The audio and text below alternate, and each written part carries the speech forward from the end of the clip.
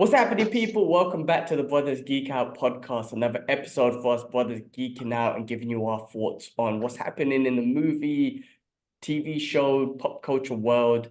Give you some updates, some breaking news, some news we found through the week, and then give you our thoughts on real world issues and all that. And guys, as always, please check description if you don't want to hear.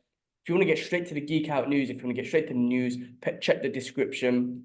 The timestamps will be there. You have the flexibility to pick and choose where you want to go in the show and what you want to hear about on the show. But yeah, on that note, I'm joined by Kibbs. His camera's off at the moment. He's on daddy duties, preparing food, but you should be able to hear him. Kibla, what's happening? What's happening, bro? You all right? Good. All good, bro. Just busy week, tired. Just spent 3 hours on the car cleaning it as I do, as I'm obsessed and whatnot. Just busy week would work for me, just very busy. I just had a lot of performance calls this week. So another 8 hours, 8 people, including myself. So extra 8 hours of calls this week on top of my usual. So just been very busy. I'm glad that it's over. It's been a busy week, man. I started a week off not feeling well at all, actually. I think I had sunstroke, heat stroke. Oh, damn. Sunday I met Ahmad. He's in town. It was good to see him. Got a chance to Yeah. hang out with him and his father, Jodat. Yes, Jordan. Yeah, man. He's one of the boys, actually. I immediately was Yeah. just comfortable, chilling, talking and whatnot, man. So we went out to Oh, good. dinner the night before, and then the day after we went out and went to the beach at his hotel.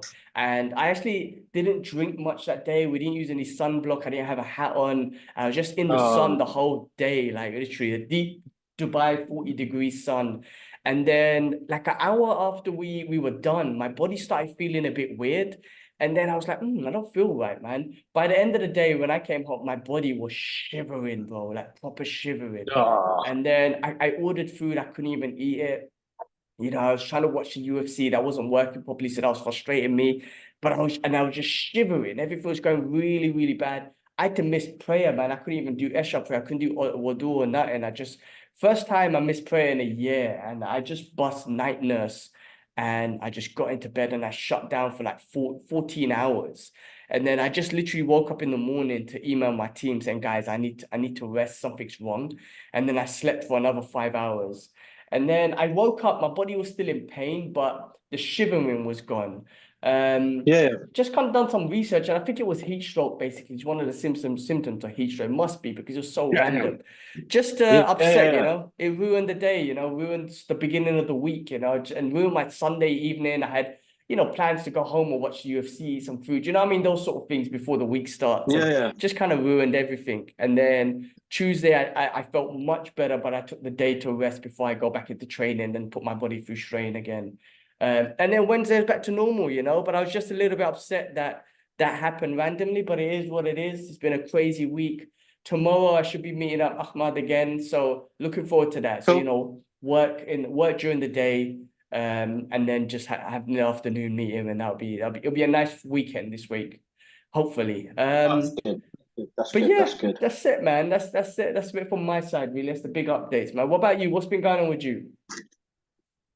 Same thing, bro. Work through like quite a bit, man. It's been unusually a lot busier than usual. Like I thought calming down on some things would happen, but I feel like things have doubled up, bro. But yeah, Mm. other than that, really, well, I mean, positive stuff. Listen, man, Comic Con tomorrow, this weekend. We got the Batman '89 in concert, which I'm so looking forward to. And then we did Mad Max, Furiosa we did. And then there was another screening that Ati went to, Hukio, is it Hukio? Haikyuu. I think it's Haikyuu, the Dumpster Battles, which is a anime based on volleyball competitions, which was actually pretty good, she said. But we'll jump on Furiosa a little bit. It won't be a spoiler review for you guys, even though the embargo's lifted. It'd be more of a just to let you know what it's like. But that was awesome.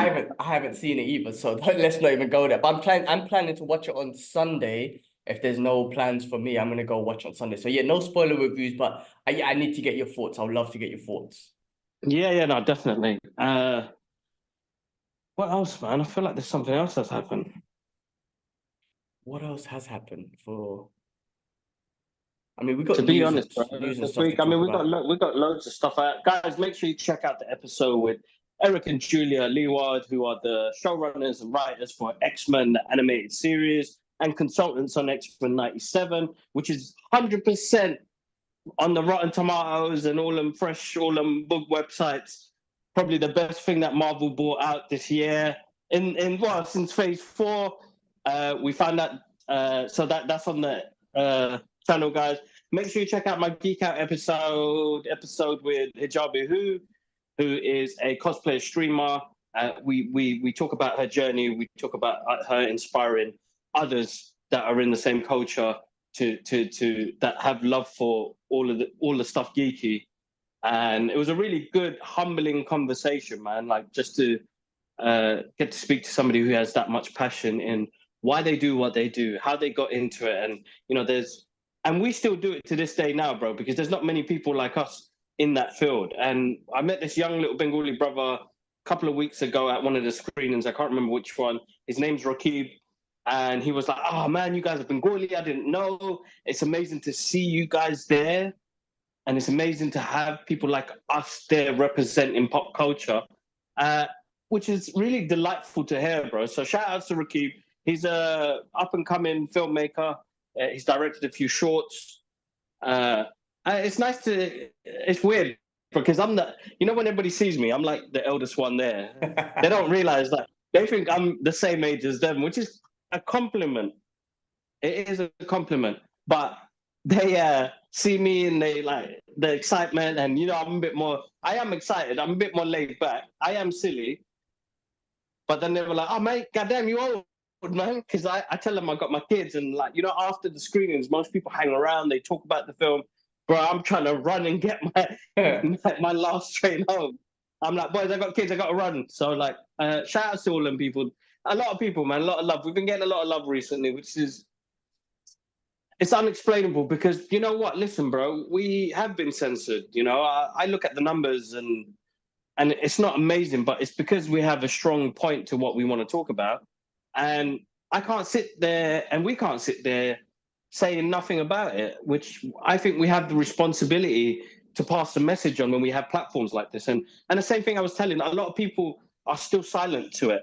And listen, I'm not trying to catch nobody out. The one thing that has changed me over the past 7 months with the atrocities that are happening across the world has physically changed me, and it's changed my content as well. And I feel like we have a better response. We have the fun stuff, but I'm not going to lie and tell you, like my mental health's not great, and the way the country's run is not amazing, and what's happening across the world is not nice.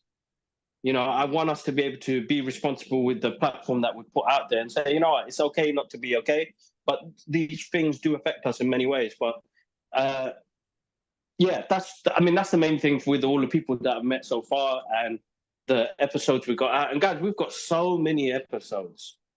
So you guys keep up with us. There's a handful of you which are absolutely amazing. So now shout out to everybody who checks in. It means the world. And yeah, we've got so much coming out. There's still more, man. Like next week we've got more.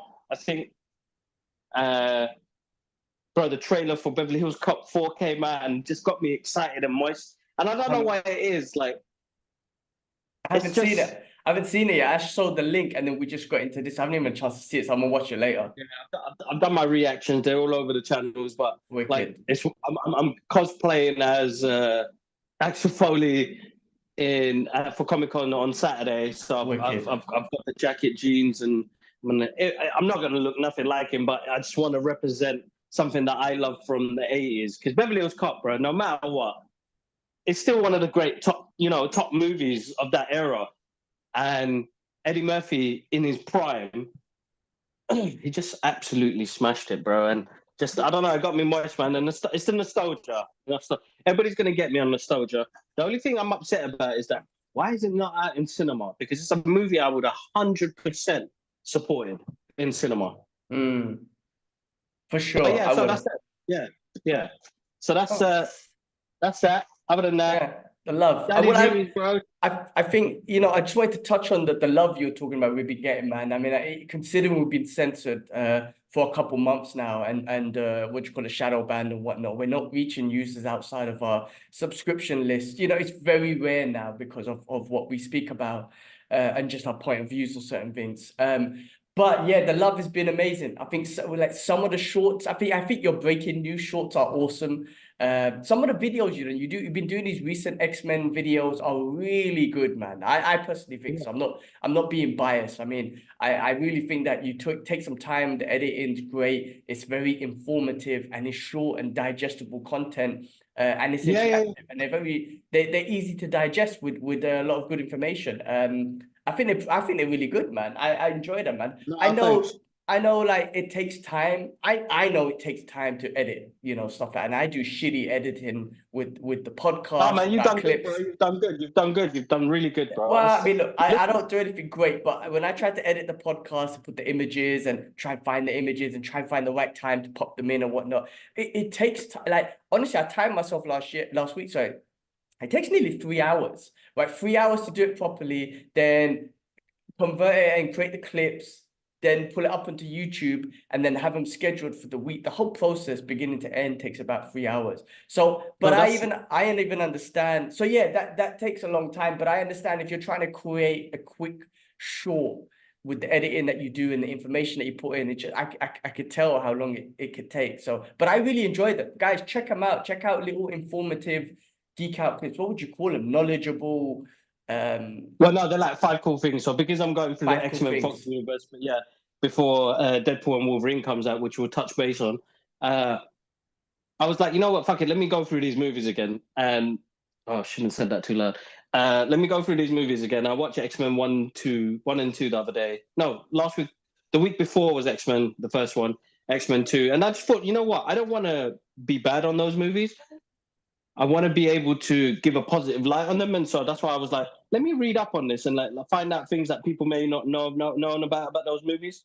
Now, X-Men 1, as you know, both of us two, back then when it came out, we messed the experience up because Dwayne bought it on a bootleg VHS, which was all red, and I was like, this movie is basic. And over the years I've watched it, and like I can appreciate for what it's done at that time because that paved the way for all the stuff that we get now.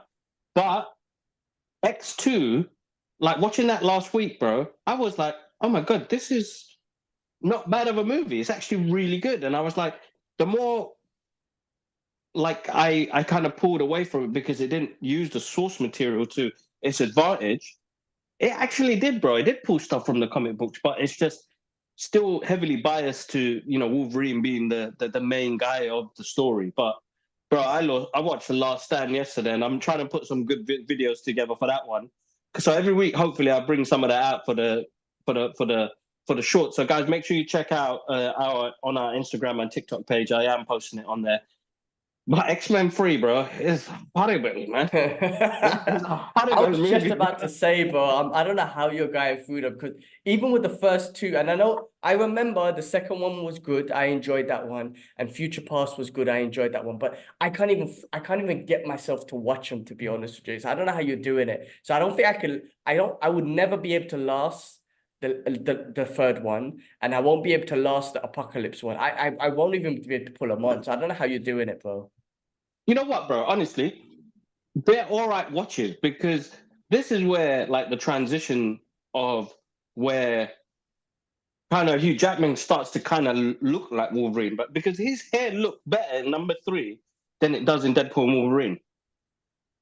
Interesting.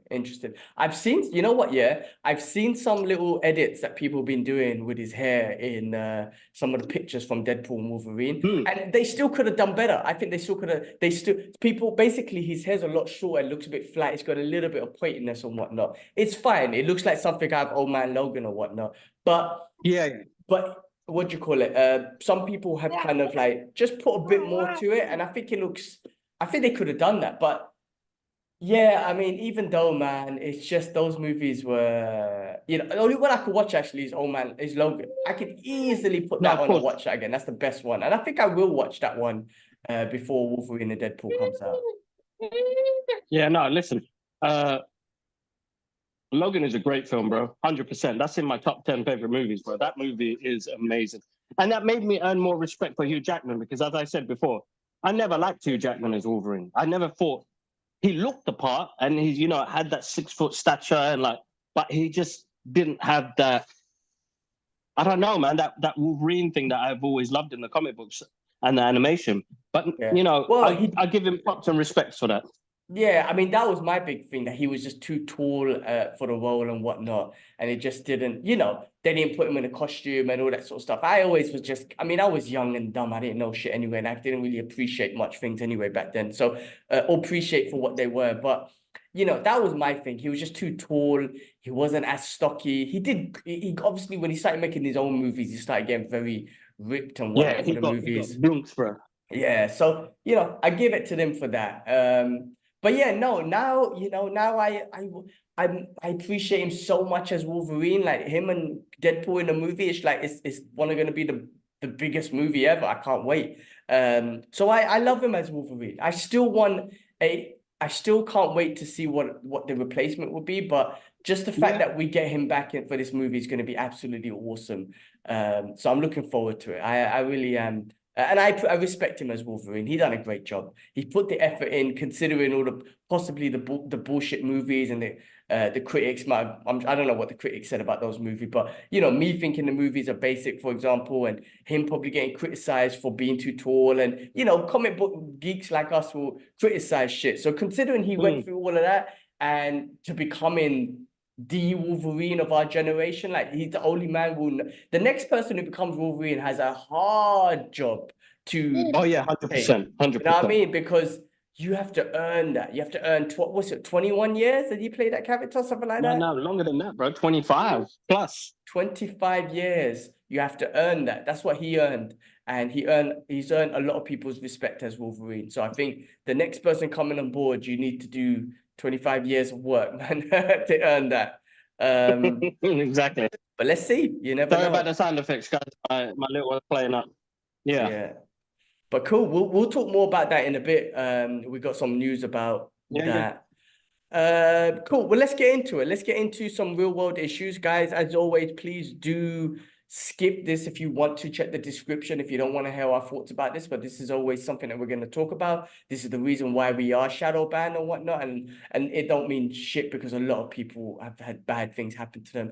College students are constantly being called Hamas supporters and protesting for Hamas. Were blatantly they're freaking protesting for the innocent people of Palestine. I still don't get it. I still don't understand why mainstream media well, let's start off with this: free Palestine, free Sudan, free Congo. Right? Start off with that first. That's what we're talking about. So free Palestine, free Sudan, free Congo. So I was just gonna get into it. I don't know why mainstream media still try to keep push the narrative and the propaganda that they're Hamas supporters, when clearly they're out there saying free Gaza, save the Palestinians, stop killing children.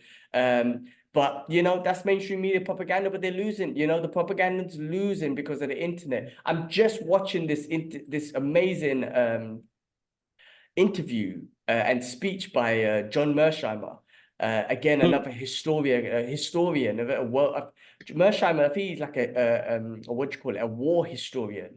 But man, he really breaks down this recent conflict. He's always done loads of things in the past about this, but he's recently broken down this recent conflict, and he's got this amazing book that I'm trying to get my hands on called the Israeli Lobby, which I need to get my hands on or whatnot, but everyone references it and whatnot.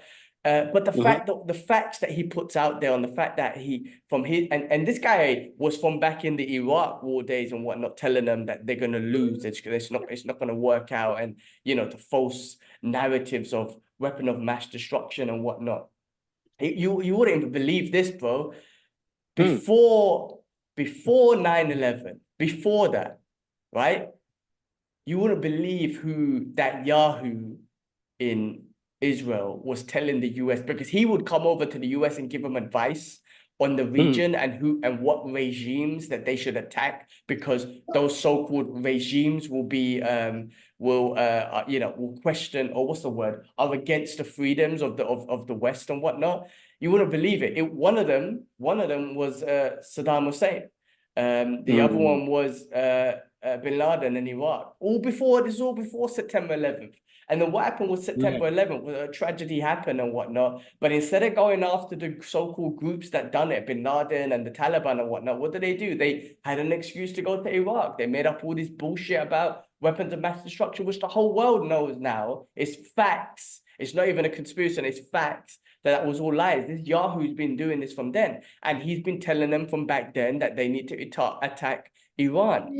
Nothing's ever happened with Iran. But just listening to this information, it's like, man, this goes back deep. And this Yahoo came in power and really stopped the Palestinians having their own state, because the Israeli president before, even though he, some of the deals they were working out wasn't good for the Palestinians, he had like some kind of peace treaty, in the sense that he was working towards, or he kind of promised the Palestinians will get their own state, we'll figure out the borders and all that sort of shit. And then this Yahoo comes on board, and this Yahoo basically, and there's footage and there's news articles on Israeli media and everything. So it's not even just propaganda media, it's Israeli media talking about this Yahoo coming on saying that he's happy that he sabotaged those negotiations. He sabotaged the two-state negotiations and the Palestinians having their own state. But there's so much history. Guys, check out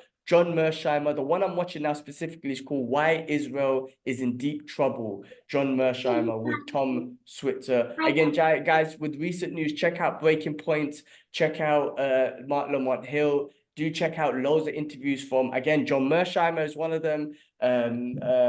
What's his name?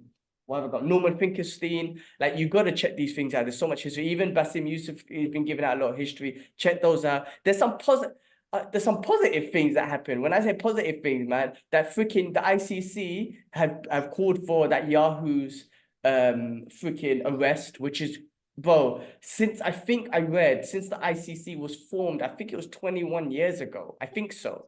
They have never called upon a Western, so-called Western. This guy, let's be real, he's not Middle Eastern, they're Western.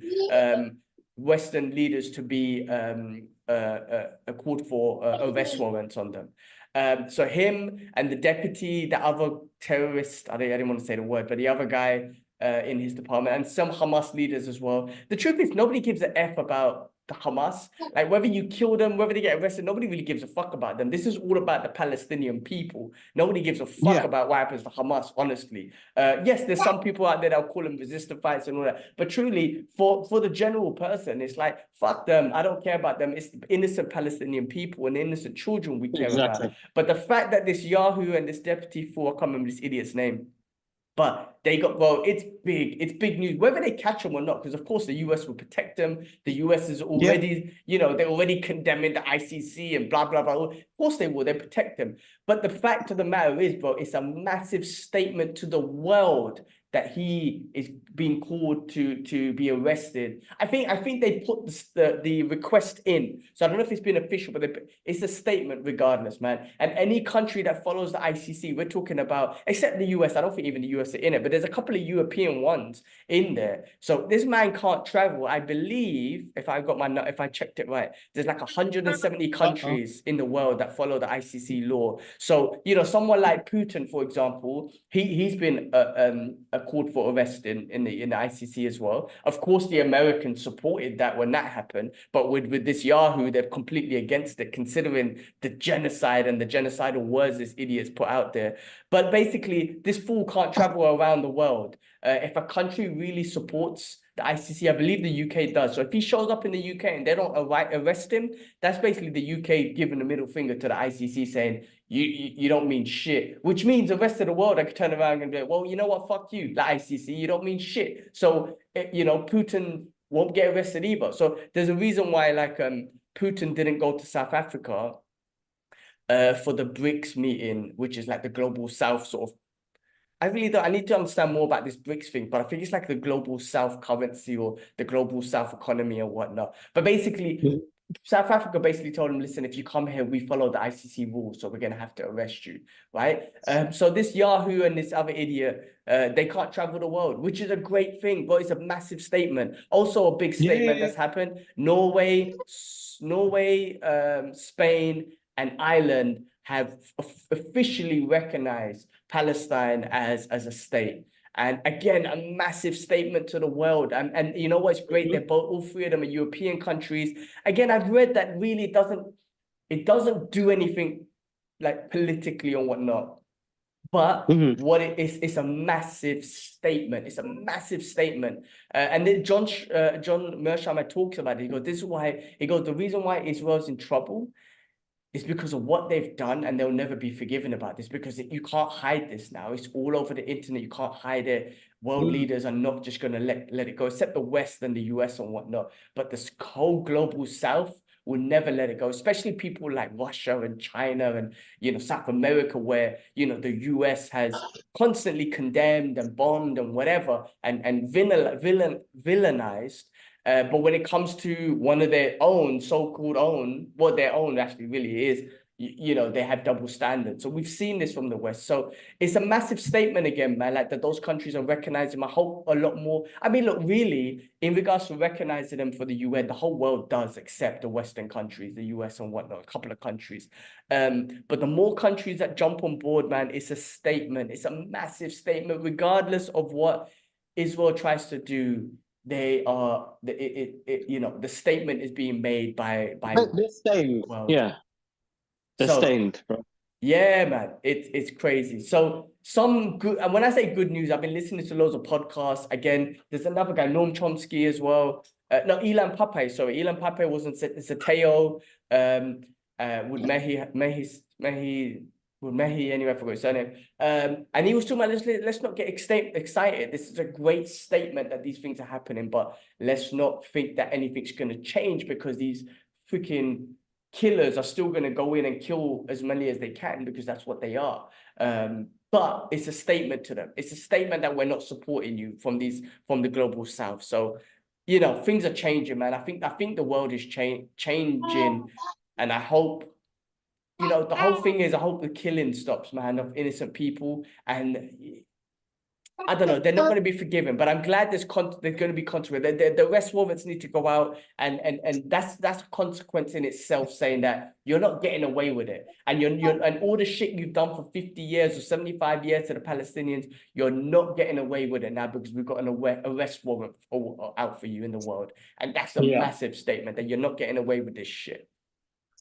No, of course, bro. It's massive. Absolutely amazing.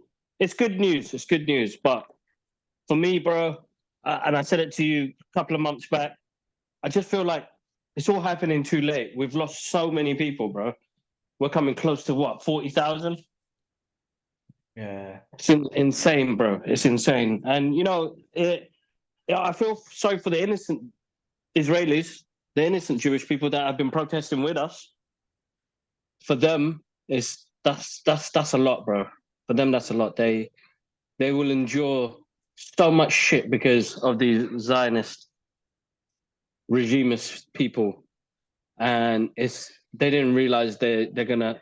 Well, they don't really care because it was for them, but for the innocents, it's horrible.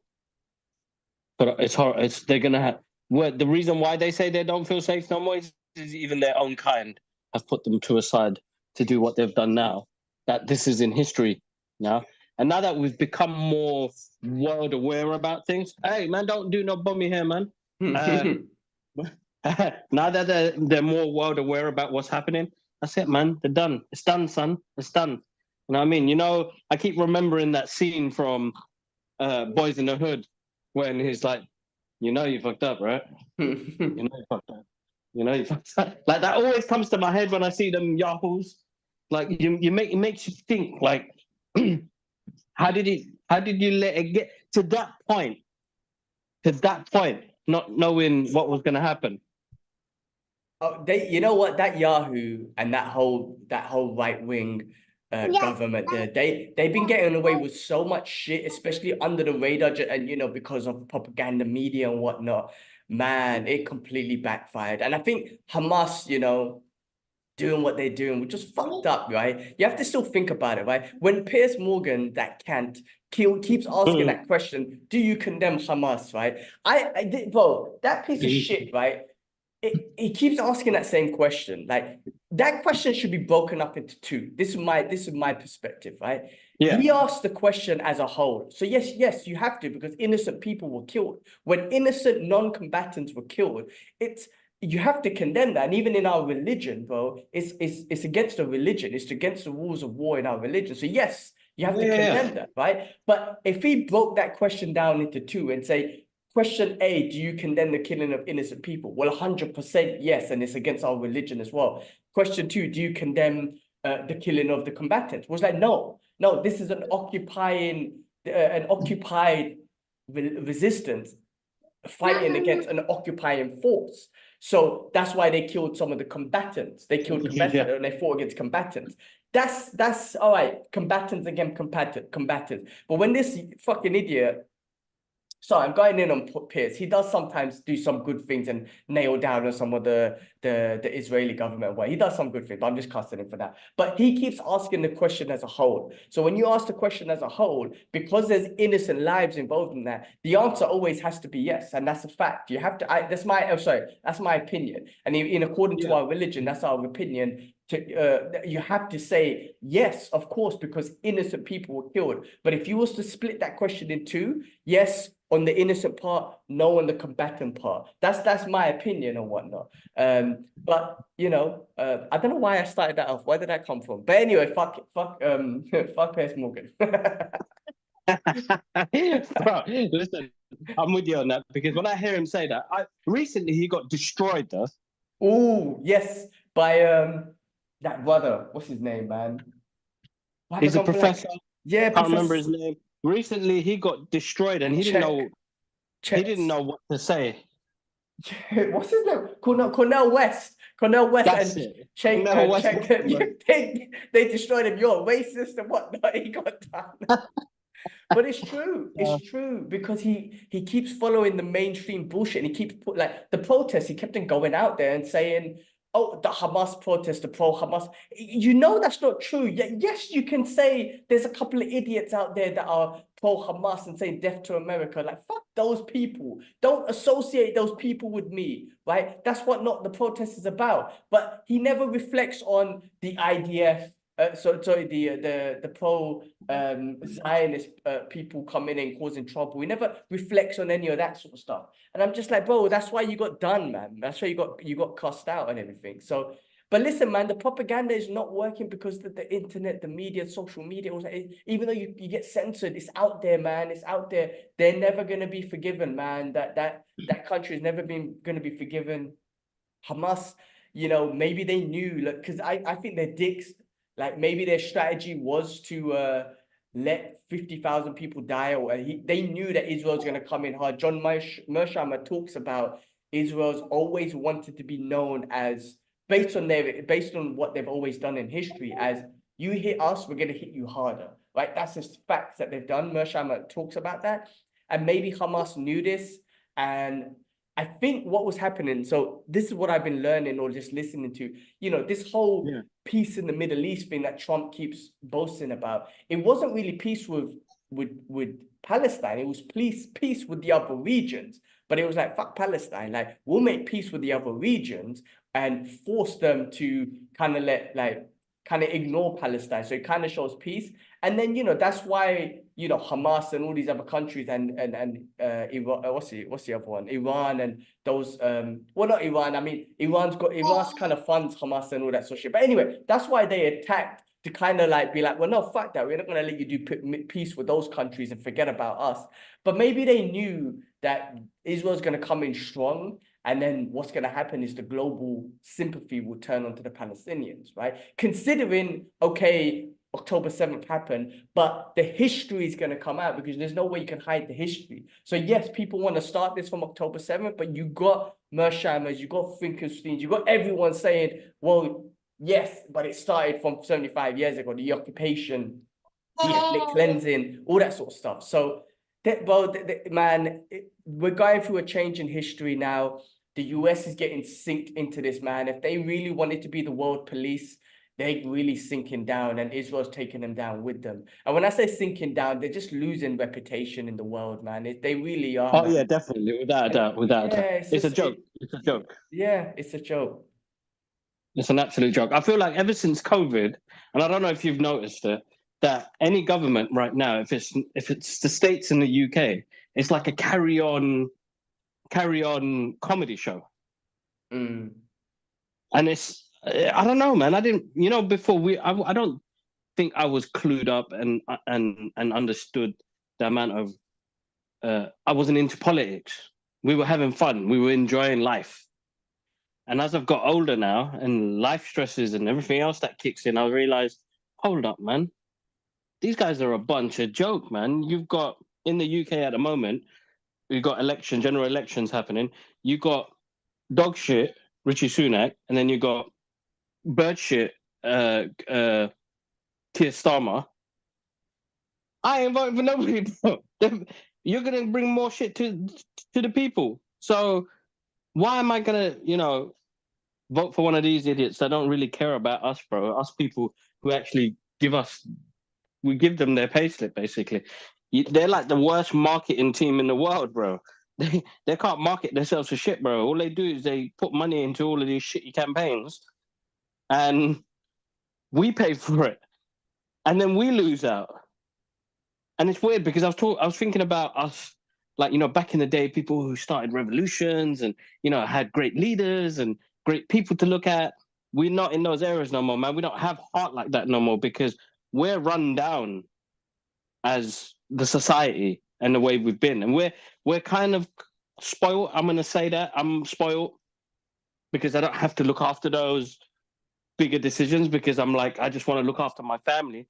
The people of the UK and the States have been worn down, bro. That's why nobody gives a shit about what happens now. They just want to get through their own everyday life, which is hard enough now. But that's our fault because if we stuck together and we pushed against them a little bit, I think policies would have changed. But we don't live in that era, bro. Yeah, but also, man, it's kind of what you mentioned, bro. It's hard to keep up. It's hard to keep up. Like when you're young, okay, cool, you're doing young, dumb, and whatever stuff, right? So you might not even follow it. But even now as an adult, think about your day-to-day. Think about your day-to-day, but you don't have time. You don't have time. And the ones that control the main things that you will see on TV is the mainstream media. So that's why you might just quickly see as something, oh, that's what it is. Cool. It's terrorist again. Oh, okay. It's Islamic terrorist again. Oh, okay, that's what it is. And ignore it. That's what it is, man. That's how they control most of the people. But let alone going and doing your own research, really looking into it, listening to be it podcasts or historical things. Bro, it's difficult. That's what I'm saying. That's why it's hard for us to keep in tune with what's going on. And this is one thing, bro. This is one thing. What about all the other shit that's going on in the world? Like, do you know what I'm trying to say? I know. So much going on. So this is one thing that we've been keeping in touch with. It's the biggest, it's massive on news. Our algorithms are now giving us that content as well. We've learned from different people, learning different books. We're taking time and effort. But think about, you said general elections. Start researching on all of their policy plans and whatnot. Who do you know? What do you, bro? These elections and shit. I have no idea. Labor and this and that. No one's ever made it easy to be like, here's the good points of them. Here's the bad points. Here's the good points. Here's the bad points. Here's the like summarize it. Like you can read the good points and bad points and make a decision on what you like. It's difficult, man. So we don't have the time. There's no time. That's what it is. And I think that's programmed into us, man, to be like, don't worry, guys, you do your day-to-day. We got it covered. Don't worry. You know what I mean? Like they kind of pull it in that thing. And again, propaganda plays a big part of it in regards to control. Like I said, the news and all that sort of stuff. Hey, listen, this short little snippet on BBC News or whatever these bullshit mainstream medias will tell you, vote for this guy. He's the best. Like whatever it is, in the US, of course, you got all these, these news publications who would be like CNN, who would be like, Trump's a bad guy, don't vote for him. You know what I mean? So again, it's difficult to follow, bro. It's really difficult. We have our day to day, and it's never going to be easy. Exactly, man. That is the hard part of it, man, and where we go from there. Definitely. All right. Well, look, guys, let's move on, man. Like again, free Palestine, free Sudan, free Congo. You know, guys, look into this stuff yourself if you have the time. You know, podcast is a great way. Again, Norman Finkelstein, John Mersheimer, Elon Pape.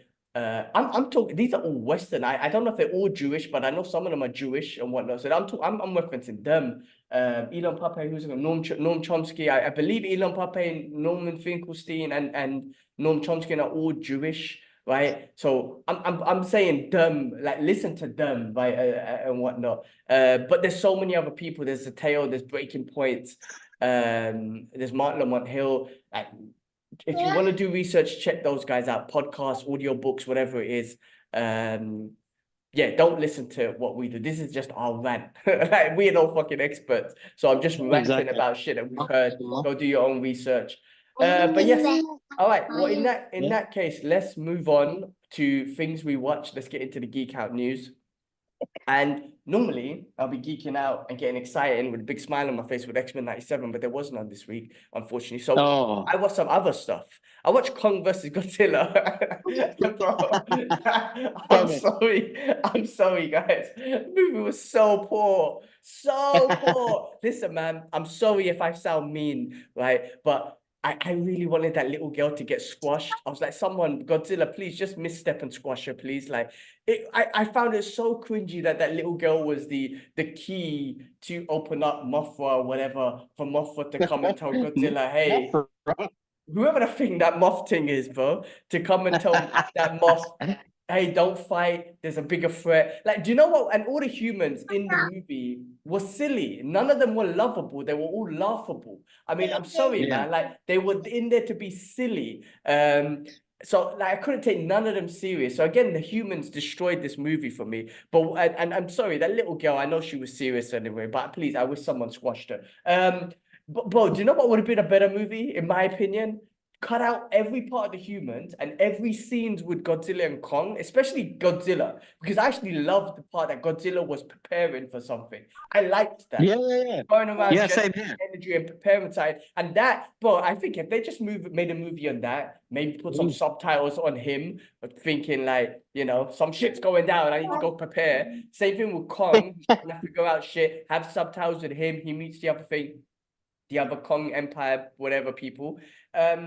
And just have a movie on that. And at the end, they team up and fight. And same with Mothra, the Moth thing. Have subtitles on that Moth thing to come out and say, guys, there's a threat. Bro, that would have been a much better movie. Instead, you got these stupid humans making stupid jokes and stupid things. And you got this little girl who's the core key of everything. And I'm just like, squish her, squish the humans, let the monsters do the movie. I was way more also honestly, I was way more interested obviously in Godzilla and Kong, right? I was genuinely interested in Kong, Godzilla going around the world preparing, like getting nuclear energy, preparing for something. I love that. I would love to have just understood from his perspective, somehow if they did it from his perspective, how did he know? What did he feel that was coming? And same with Godzilla and Kong, you know, finding some more of his people or whatever you want to call it. That was interesting, man, and just like seeing that you know, his apes or whatever were being controlled and whatnot. And he was almost like a hero to them. I'm like, that's a better story, man. That's a better fucking story. And Godzilla backing him up. I'm like, that's fucking awesome. Instead, they put Definitely. Every time the humans came on, I got on my phone. I was like, fuck this movie. This movie's basic. And when the monsters came back in, I started watching it because that was more entertaining. Even though the action was way more exaggerated, but I don't care. It was fun. That part was fun. The monster story was fun.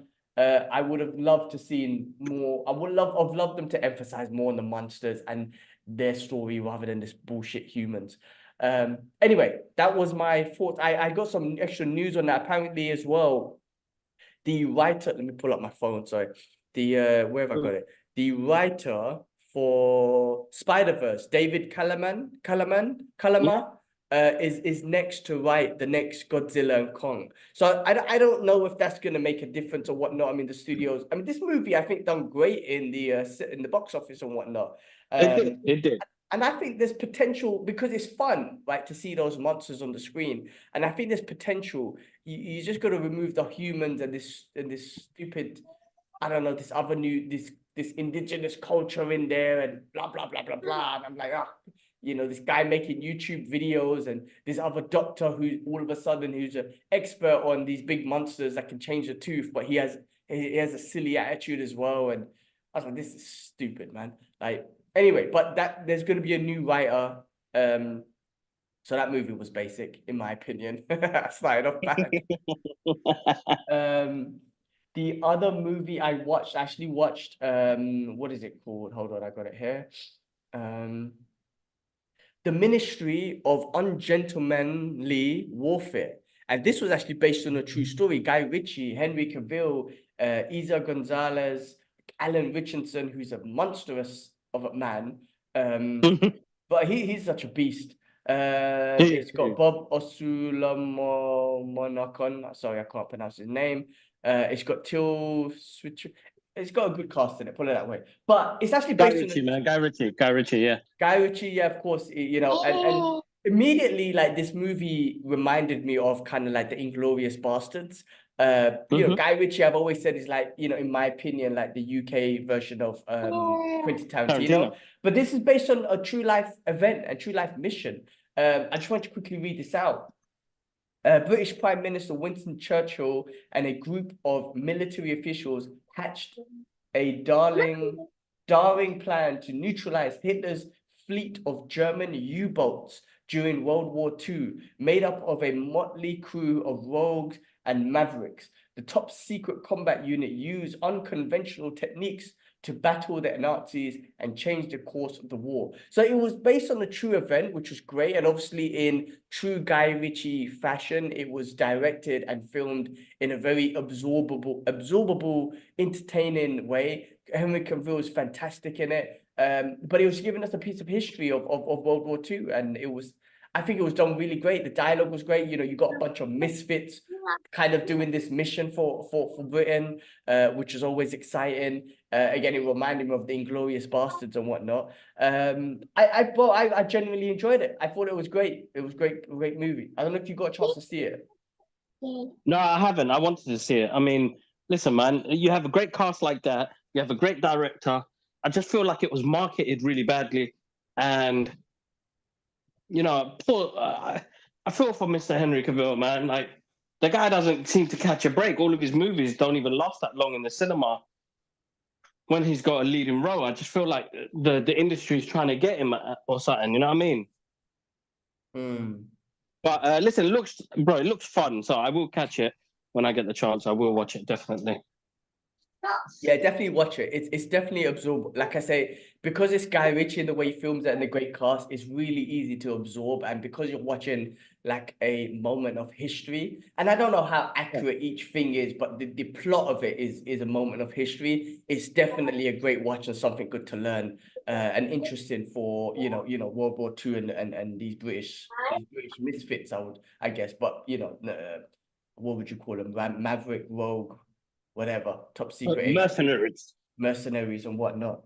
Great. Well, they all got, like I say, they got individual characters in it. It makes it fun. Great movie. I would recommend it, man. I'll definitely recommend it.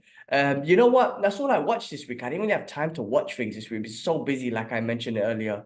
Had so much going on. So didn't really have a chance. I'm gonna go watch Furiosa on Sunday, but you had the great opportunity to go watch it and as a screening. Tell us, man, non-spoiler thoughts, man. First reactions. Furiosa. Oh my God. What did I say in my review? Hold on, let me pull this up because shout out to the guys at Warner Brothers UK for the invite and shout out for sharing my reaction as well. Where's it gone? First reaction. My first reaction was wow, bro. Wow. Like action at its best, bro. Like Fury Road. is amazing. Still one of my favorite films of all time. Furiosa is still up there, but great perform. You know what?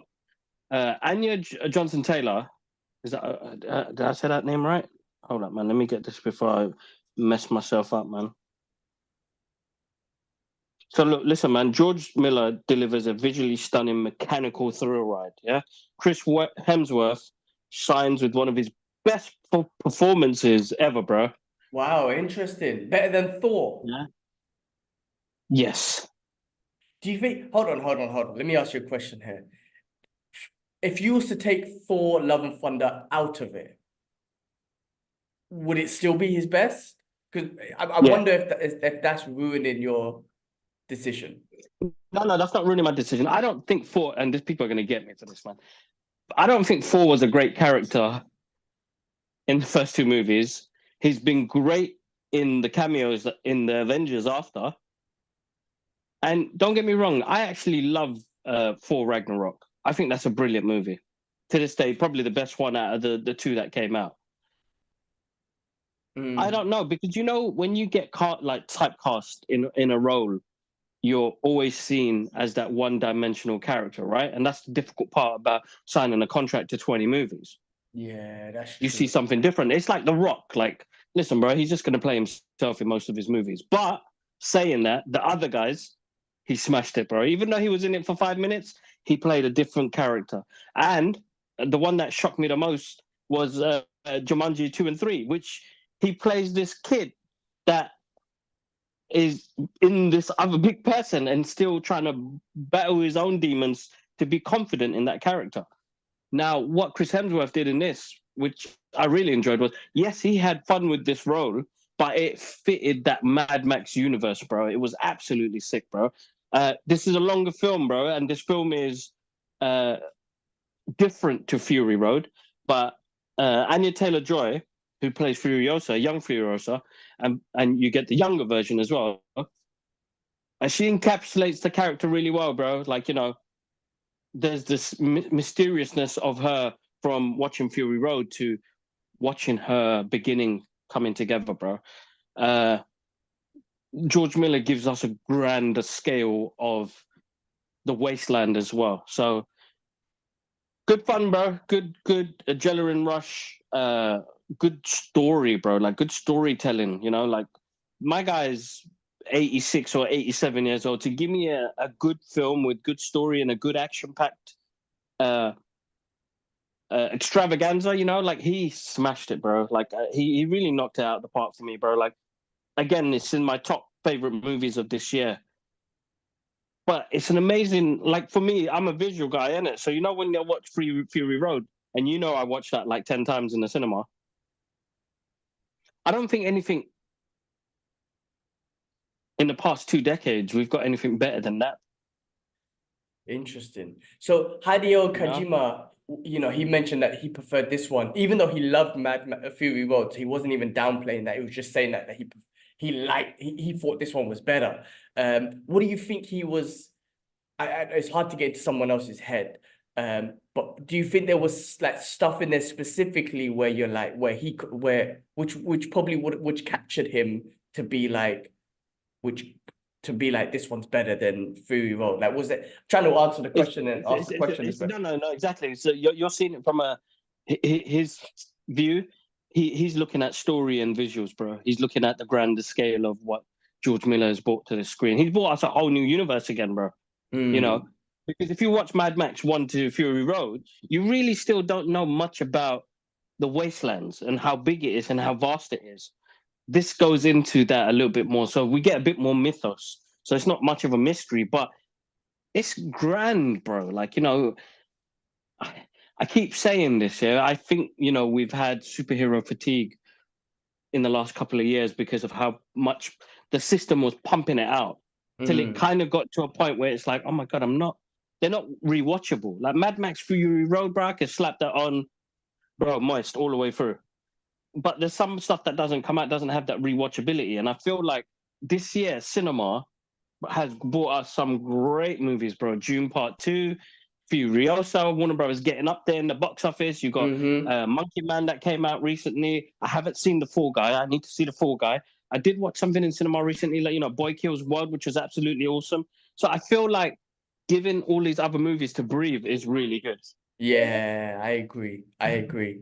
Well, I mean, it's interesting because you know the mystery of not knowing anything has always been a fantastic thing. So the fact that they're taking away a bit of that mystery and give us a bit of a backstory is always challenging because you kind of ruin things sometimes. But it's great to know that even though we got this, it doesn't ruin the movie and it gives us a lot more, which is great. But yeah, I think you're right, and I think it's a good idea that the superhero movies are coming now, especially Marvel, because you know if the content was fantastic, there'll be no complaints. Like I mean, no complaints anyway. I'm watching it all, and I could be like, well, that was shit, that was shit. But they lost so much in the box office, right? So the money talks because they were producing a lot. But I think it's great that they're not coming out with that many movies because yes, it gives other movies time to shine, even though we would have watched them anyway. All these movies you mentioned, I would have gone to cinema and watched them anyway. But I like the fact that they haven't it's time to shine. I mean, the only one we're waiting for is Deadpool and Wolverine, really. I know there's a couple other Marvel ones coming out end of the year, the Sony universe, which has been totally garbage, in my opinion. I apologize, but I will go watch them anyway. I watch your garbage and waste my money on your garbage just because I'm a fan. But with the Marvel universe, I mean, what was it, right? Yeah, with the Marvel universe, I think that's what we're gonna get. Daddy, I can't think of anything else. Yeah, with the Marvel universe, we're just gonna get Wolverine and Deadpool and Wolverine, which is cool. Yeah, I think that's it, bro. I think that's it. Cool. Anything else you watched? Anything else? No, I haven't had time to watch much TV, man. It's been full on every evening. And I just want to shout out to the guys at Crunchyroll. Atia got to go to a screening of, here we go. Let's find out this anime. Where's it gone? Yeah, Haikyuu, the dumpster battle, which is based on a volleyball team anime, which is a very most intense volleyball game that she's ever seen. Stunning visuals and engaging story that kept her hooked, even for a newcomer that's just watched this and got into this universe. It's a movie that's coming out end of the month. It's very heartwarming and exciting. So that's one of the screeners she watched. And then what else, man? What was I doing? What was I doing? I was reading a book. I finished off The Art of War. I'm starting previously on X-Men, which is written by Eric and Julia, who's on our previous episode. Please, guys, make sure you check it out and show some love on that episode as well. Excuse me. But other than that, nothing else fresh. I can't think of anything else right now. I mean, the Beverly Hills Cop trailer just came out, so guys, check it out. Our reactions are on our social media. Let me just double check if there was anything else that we could have missed. Yeah. I just found out now the Beetlejuice new trailer has come out as well. G-Man, if you get the chance, do a reaction to that. I will watch that. Yeah, okay. And then let me see. Let me check out the Instagram's page. Let's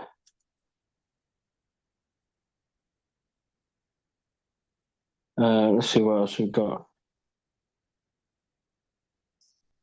And no, you know what? Listen, bro, I think that's it. So you watched? Oh yeah, Street Fighter. Oh yeah, it's on my break. It was on my news.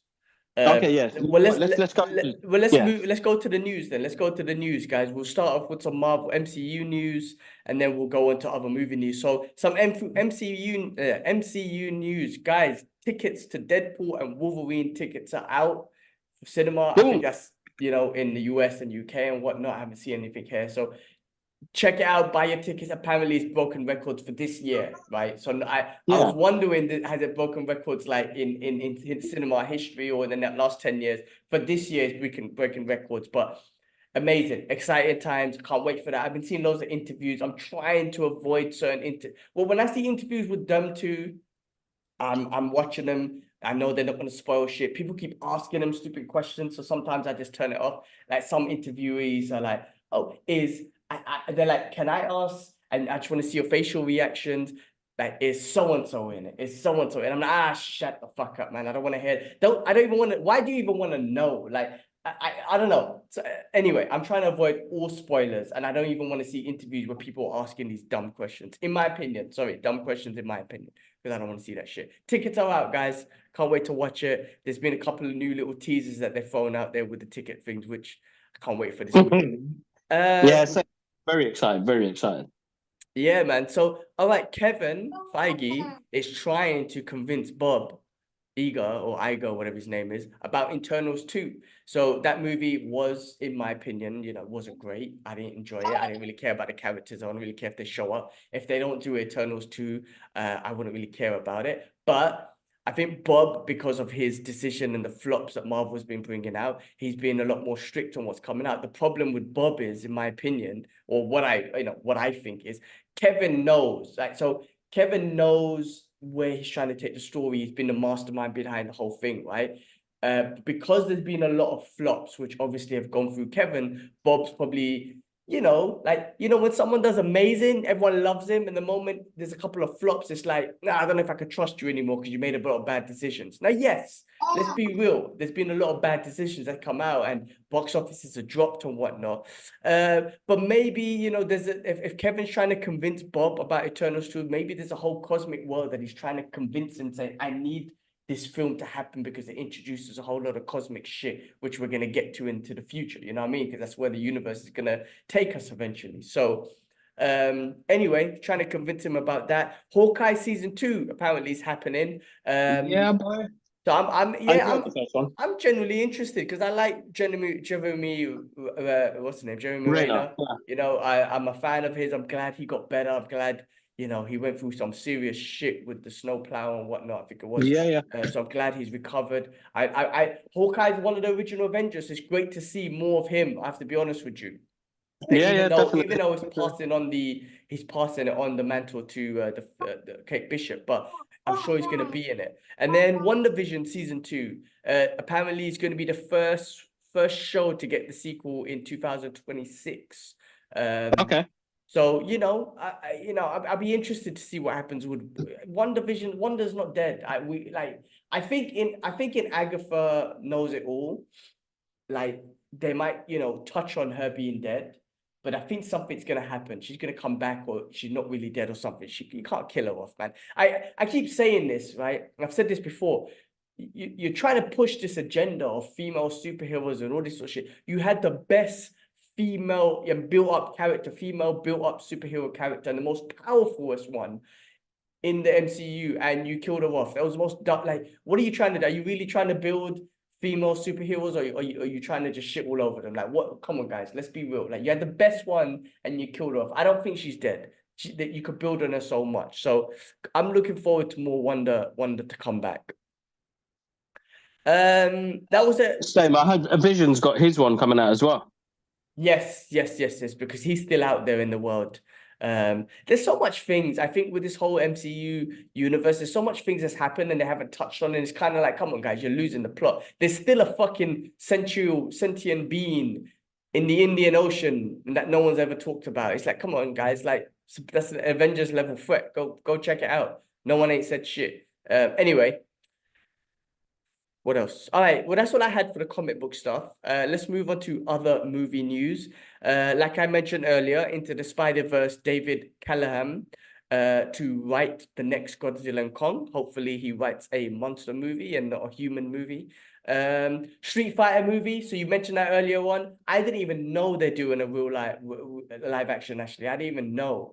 And I'm really excited about this, man. Considering the technology, considering some of the video game to movie transitions that they've had have been quite fantastic recently. Well, not movie, shows. They've been shows because you had a lot of time to express, because video games are long form content. So to put it in a movie might be difficult. I wish they'd done a show. I feel like a Netflix show or an Amazon show that might have been better, but there's excitement there, man, for Street Fighter. So yeah, I didn't know they do that, but the new logo came out, right?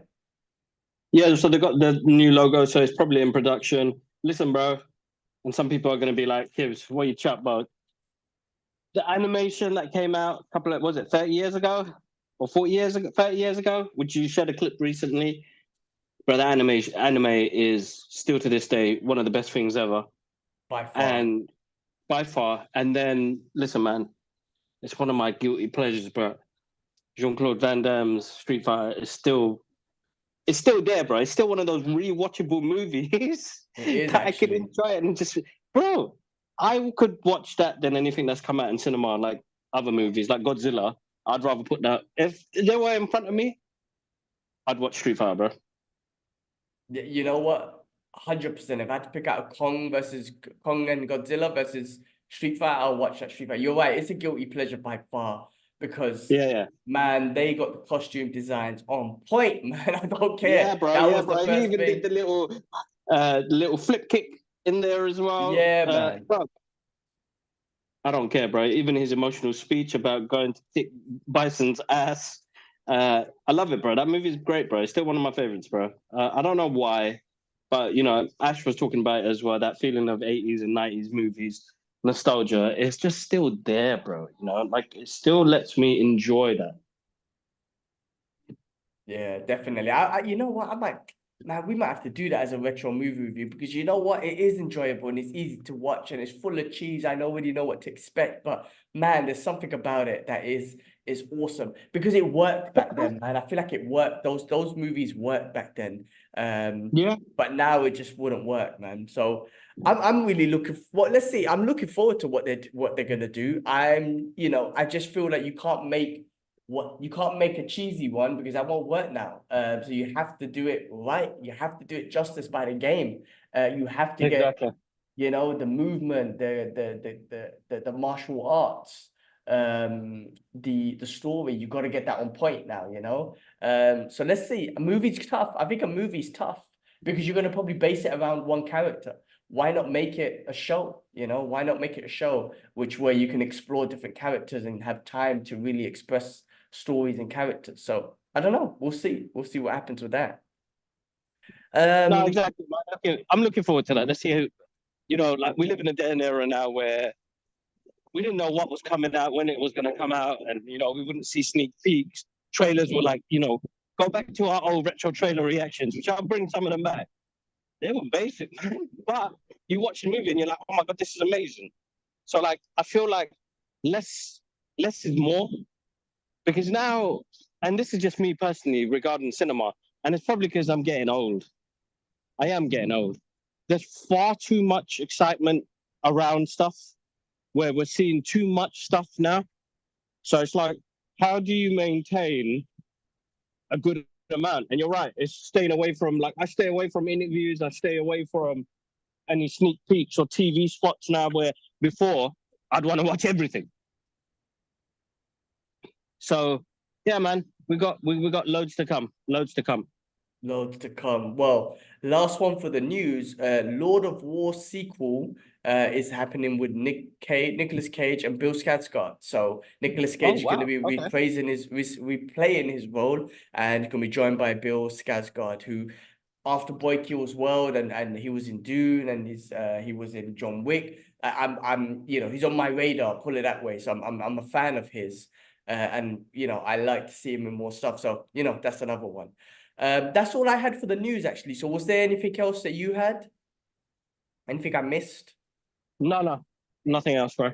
All right, well let's finish off with retro movie reviews, and this week we're going to talk about Armour of God 1986 Jackie Chan classic movie, man. Boom. I was thinking of a movie to watch. This one popped up, and it's an absolute classic. It's one of the ones where he does I wouldn't say one of the most dangerous stunts, but he almost died in this one where he tried to jump from onto a tree. He dropped down and he smashed his head. It was I think he says it as one of the most dangerous ones because he smashed his head, man. That was one of the most dangerous ones that he's done. But this movie, Jackie Chan obviously in his prime, the martial arts, the characteristics of Jackie Chan, the animation of Jackie Chan, absolutely fantastic, man. You see stuff again. I feel like in these movies, you see stuff that was ahead of his time. And I'm talking about the acrobatics, the parkour. You know, like when I say the parkour from a Jackie Chan style, man. I mean, you didn't get, where are you, man? Outside. Yeah, bro. Listen, one of the light bulbs in the car went, and I got pulled over by the Ulis the other day, so I have to change it. So, Oh, I was gonna say where the kids at. But okay. But yeah, look, I mean, listen, this movie, 1986, of course, like in the beginning, but he goes to this like indigenous African nation to steal some armor of God, a sword of the armor of God. Basically, the movie's called Armor of God. There's certain armor parts, five yeah, pieces, and basically there's this fundamental fucking whack job group, which or whatever, that wants it because they believe that it's gonna bring back some shit, whatever, for power and everything. Anyway, he is some Jackie goes to this in the beginning. It starts off, he goes to this African nation to steal the sword. Fucking hell, but some of the some of the how do I pull it, bro? The tin and the noises that they dubbed was just like, wow, this is bad, man. You can't do this shit now. It was so bad. It was so wrong. you know, But it's funny you say that. That is a film I saw a couple of weeks ago because it's on Amazon. That Freeview, and I popped it on, and I was like, that is some. But that intro, bro, Jaggers and everything else. yeah, that's what I'm saying. Jager's out, sound effects. It was just bad. It was just bad. But I mean, when I say bad, it was back then. But the scene was fantastic. The acrobatics from and the comedy and everything from Jackie was absolutely amazing, bro.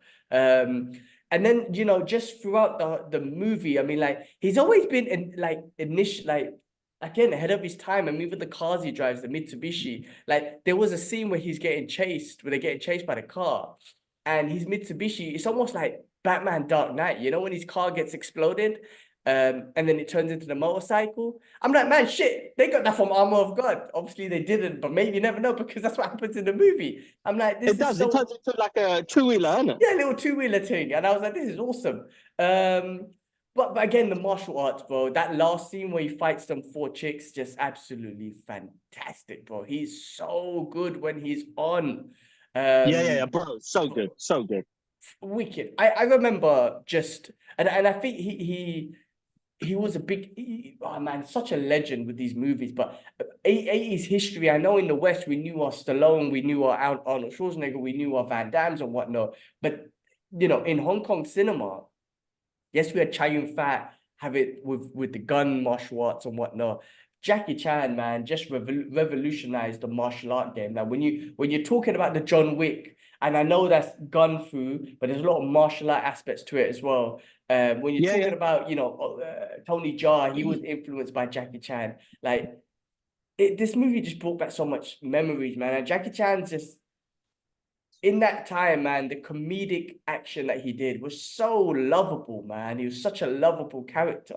Um, just amazing. I really loved it. You know, the stories are simple. You know, you know, they're nothing amazing. But it had what's her name, Lola Fauna in it as well, who's that hottie who was in Wolves on Mills and whatnot. So she's been in a few of the movies, but man, fantastic. I geek out over his martial arts, his movements, just using everything as a weapon, just like you know, jumping from you know stairs to the next level up and down and whatever, man. Just absolutely fantastic.